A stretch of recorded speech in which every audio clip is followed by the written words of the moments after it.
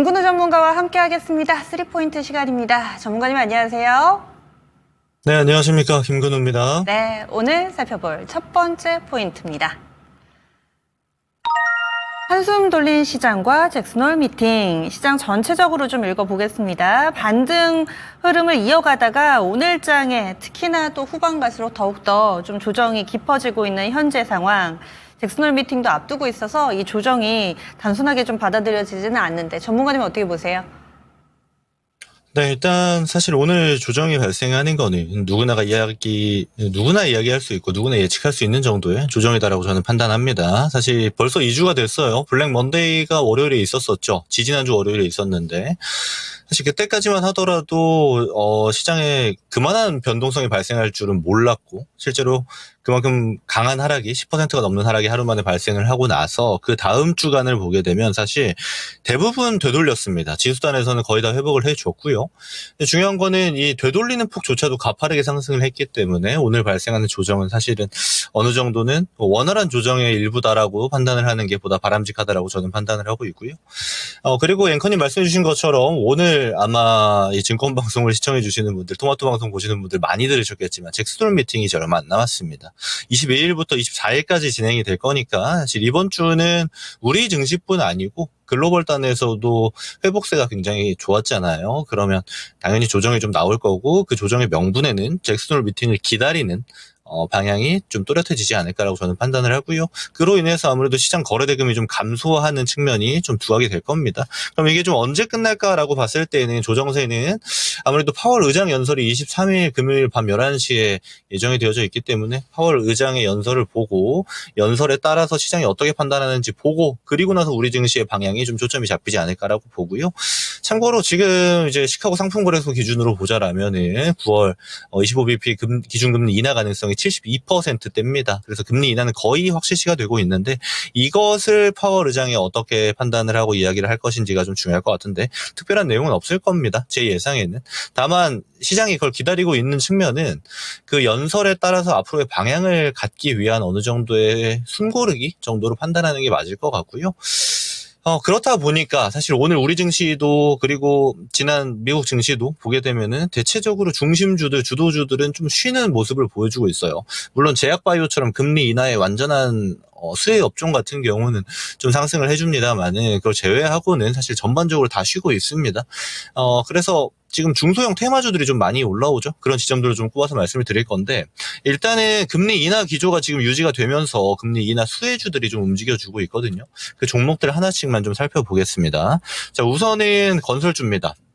건설주는 제가 이 시간에 처음 말씀드리는 것 같은데 HDC 현대산업개발을 필두로 해서 이번에 실적이 잘 나온 건설주들 같은 경우는 이미 턴어라운드가 좀 됐다라고 보고 있어요. 그러니까 바닥 찍고 올라가려는 준비되고 있는 기업이 제가 추천주로 드렸던 삼성 엔지니어링까지 보게 되면은 이 3종 세트 HDC 현대산업개발, GS건설, 삼성 엔지니어링 정도는 지금 바닥 찍고 이제 바닥 박스라고 볼 수 있는 구간을 다 돌파해주고 그 위에서 놀고 있는 모습이 대표적입니다. 저는 그래서 이런 바닥 잡고 올라가고 있는 건설주 같은 경우는 보유자분들 특히 예를 들어 좀 물려있다 하시는 분들 같은 경우는 좀 기다려도 되지 않을까라고 보고 있고 없는 분들도 사실 지금 조정기를 활용해서 담아볼 만한 종목이다라고 볼 수 있는 게 이 금리 인하 기조 자체가 바뀌진 않을 겁니다. 속도에 따른 의견 정도만 노출이 될 거기 때문에 기조 자체가 바뀌지 않는다라면 추세적 우상향이 가능한 종목군으로 판단할 수 있겠고요.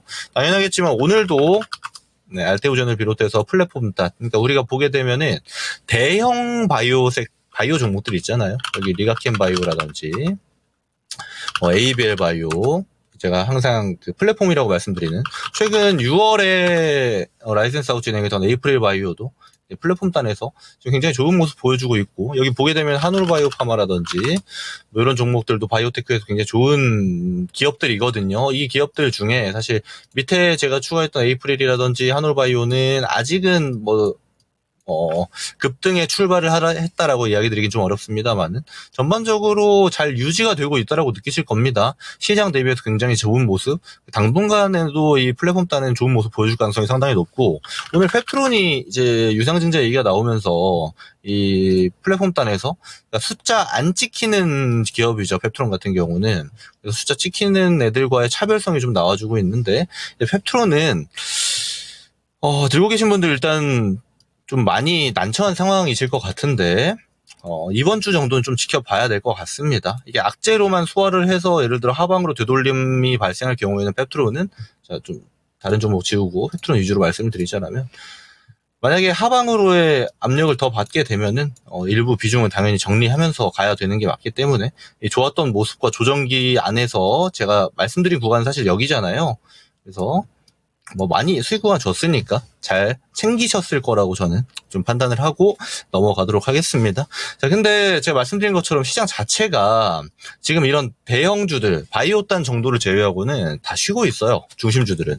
그러면 뭐가 움직이고 있냐를 봤을 때 최근에 이제 코로나 환자 수가 1,300명대 돌파를 하게 되면서 치료제라든지 진단키트가 부족한 사태다라고 얘기가 나오고 있어요.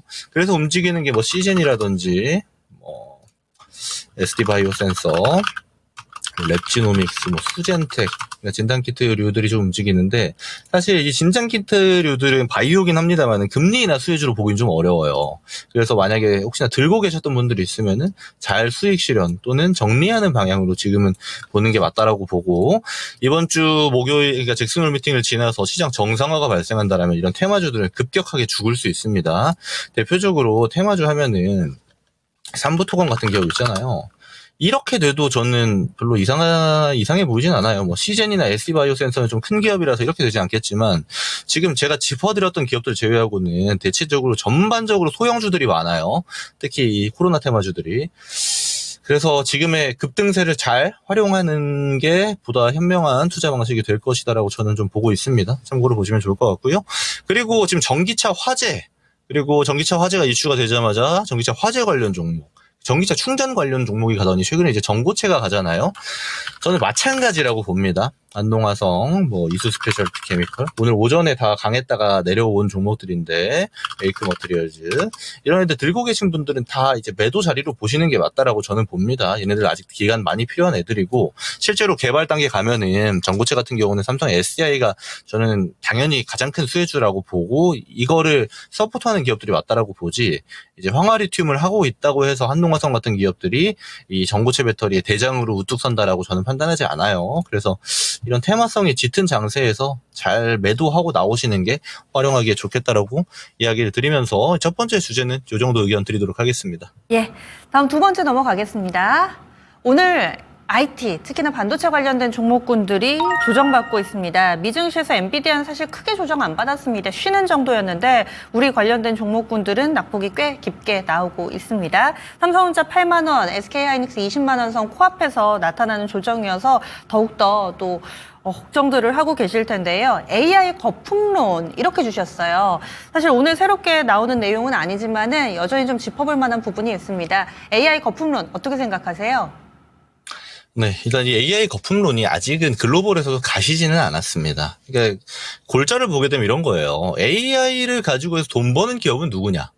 사실 우리가 지금까지의 모습을 자세히 들여다보면은 엔비디아 또는 엔비디아 관련된 기업을 제외하고는 엔비디아의 직접적인 고객들이 돈을 벌어다 주는 거는 사실 클라우드밖에 없습니다.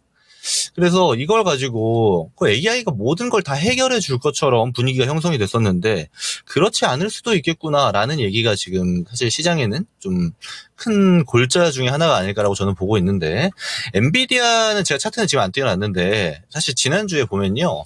급락을 했다가 지난주 한 주 동안에 19% 폭등했습니다. 그렇다 보니까 사실 엔비디아는 저는 단단하다라고 봐요. 그리고 최근에 그나마 좀 악재로 꼽혔던 게 블랙웰이 설계에 결함이 있다. 그래서 출시가 좀 늦춰지지 않을까? 뭐 이런 얘기가 있었는데 사실 공급 시기가 큰 차이 없을 것으로 다시 전망이 바뀌고 있습니다. 그만큼 엔비디아 자체는 지금 견고한 게 맞고 이제 이번 달 이제 8월 28일에 실적 발표가 있을 텐데 그때까지 저는 괜찮을 것 같아요. 엔비디아 들고 계신 분들이라든지 엔비디아 모멘텀 자체가 꺾이지는 않을 거라고 보는데 근데 이 골자 있잖아요. 엔비디아 칩을 그러니까 엔비디아가 칩을 생산하는 걸로 돈을 버는 건 알겠는데 이걸 사는 고객들도 돈을 버느냐 이건 아직 끝나지 않은 문제입니다. 대표적인 예를 말씀드리자면 일단 엔비디아 칩으로 이제 큰 기업 최근에 급격하게 성장한 기업 중에 대표적인 게 슈퍼마이크로 컴퓨터거든요. 근데 슈퍼마이크로 컴퓨터가 실적 발표했습니다. 사실 매출 자체는 나쁘지 않았어요. 시장 컨센치 정도 나왔는데 주당 순이익이 급락을 했고 영업이익률도 11% 정도 나왔습니다. 전분기 대비해서 거의 한 6%가 줄어버렸어요. 그만큼 이거 생각보다 안 좋을 수도 있겠다라고 얘기가 나오고 있었는데, 일단 슈퍼마이크로 컴퓨터 자체는 3분기 가이던스를 이제 매출액 60억에서 70억 달러 정도 예측을 하면서 컨센치보다 높을 것이다라고 전망치를 내긴 했는데, 이 부분은 좀 지켜봐야 될 것 같아요. 왜냐면 슈퍼마이크로 컴퓨터가 지금까지 엔비디아 올라가면서 실적이 계속 좋았거든요. 근데 이걸 토대로 해서 여러 가지 AI 관련된 이론이라든지 논리들이 발생했던 건데, 일단 한풀 꺾인 건 사실이니까요. 그래서 이런 지점들이 어느 정도 해결을 가려면 글로벌 분위기가 바뀌어야 됩니다. 제가 골자라고 말씀드렸던 AI 거품에 대해서, 거품이 아닌데? 엔비디아 계속 잘 팔리는데? 그리고 잘 사는 애들이 바보도 아니고 왜 투자하겠어? 이런 분위기가 좀 형성이 돼야 되는데, 이거는 저는 사실 엔비디아 실적 발표 이후까지 좀 지켜봐야 된다라고 봅니다. 이게 사실 엔비디아가 지금 지난 분기만 보더라도 영업이익률이 뭐 거의 70%가 나와요. 그만큼 엄청 비싸게 팔고 있다라는 건데, 이걸 이 가격을 주면서 살 만큼 뭐 한두 푼도 아니고, 칩 하나에 막 5천만 원까지 가고 있는데, 하여튼 이 모멘텀 자체를 그대로 유지할 만한 무언가의 매개가 이제 앞으로는 좀 필요하지 않을까라고 보고 있고, 이 판단의 기준점이 되는 거는 엔비디아 실적 발표 이후가 될 것이라고 봅니다. 이거를 국내 주식으로 좀 이야기를 드리자라면 일단 당연히 SK 하이닉스 얘기를 드려야 되고요. 삼성전자 이쪽 봐야 되는데, 사실 완전히 일맥상통하게 가지 않을 거예요. 엔비디아가 좋든 안 좋든 레거시는 지금, 그러니까 전통 메모리 쪽 같은 경우는 지금도 좋아요. HBM도 좋고요. 그래서 이쪽을 하고 있는 SK 하이닉스, 그리고 이쪽을 할 것으로 예상되는 삼성전자라든지, 그리고 레거시 단에서는 이미 이 두 기업은 매출이 잘 찍히고 있습니다. 그래서 얘네 둘 들고 계신 분들은 저는 괜찮을 거라고 봐요. 앞으로 전고대를 넘어가는 흐름도 충분히 기대할 수 있지 않을까라고 보고, 오늘 조정은 시장 단위 조정이니까 받아들일 수 있다라고 저는 개인적으로 판단을 하고 있는데, 이 중요한 거는 얘네가 아니고 얘네를 따라갔던 애들이에요. 한미반도체, 이스페타시스, PSK홀딩스, 이거 제가 몇 번 말씀을 드리는데 얘네들은 회복이 안 될 수 있습니다. 이거를 좀 별도로 보셔야 돼요. SK하이닉스, 삼성전자는 애초에 실적이 좋은데 눌렸으니까 억울한 겁니다. 우리는 잘 나가고 있는데 왜 그래? 근데 글로벌 분위기가 그렇게 만든 거거든요. 그럼 이거는 결국 실적에 수렴을 해요. 지금 단계에 반도체 매출이 발생하고 있다라는 거는 이 대장주들은 괜찮을 가능성이 상당히 높은데, 이 한미반도체, 이스페타시스, PSK홀딩스는 저는 지금 약간 조심해야 되는 국면에 있다라고 판단합니다. 그러니까 잘 들고 계셨던 분들 같은 경우는 이 반등세를 활용하는 어느 정도의 비중을 좀 축소하는 전략이 좀 유효하지 않을까라고 판단을 하고 있고요. 그래서 이 AI 거품론을 시작으로 우리 반도체 기업까지 어떤 영향이 올지에 대해서 간략하게 설명을 드렸는데, 이 지점은 제가 꾸준히 좀 따라가면서 여러분들께 이야기를 드려보도록 하겠습니다. 마지막 들어가 보겠습니다. 오늘장 강한 종목군 밸류업 프로그램 관련돼서 금융주들 강세 흐름을 보여주고 있는데, 이쪽은 그대로 또 들고 가도 되는 걸까요? 어떻게 투자 판단하고 계신가요?